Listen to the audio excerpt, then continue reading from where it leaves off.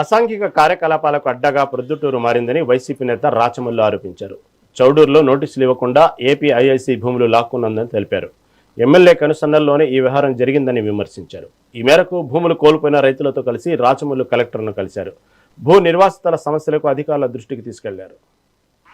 ఎక్కడైనా ఎవరైనా ఒక రైతు వారి గ్రామంలో వారి ఏరుండే చోట ఒక జాలాడుగుంతో బాత్రూమ్ కట్టుకోవాలని చెప్పి ఇసుక తీసుకపోతే పట్టుకొని కేసులు పెట్టే పోలీసులు, రెవెన్యూ వాళ్ళు, తెలుగుదేశం పార్టీకి సంబంధించిన ఎమ్మెల్యే కొడుకు రోజుకు 30 లక్షల రూపాయలు ఇసుకని మీరు అమ్ముతా ఉంటే, పబ్లిక్ గా పగులే తీసుకుపోతా ఉంటే కనిపించలేదా పోలీసు వాళ్ళకు, రెవెన్యూ వాళ్ళకు?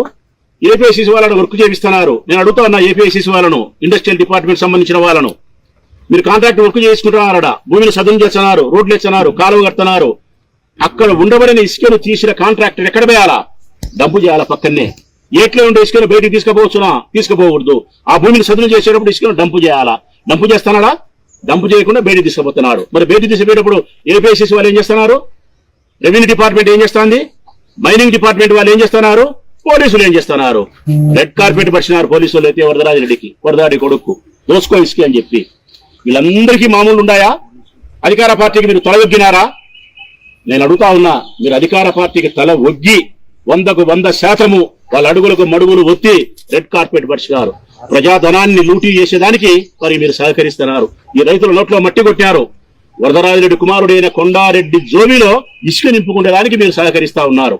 ఇది మంచి పద్ధతి కాదు. ఇమ్మీడియట్ గా ఈ రైతులకు న్యాయం చేయాలని చెప్పి కలెక్టర్ గారిని అడుగుతున్నాం.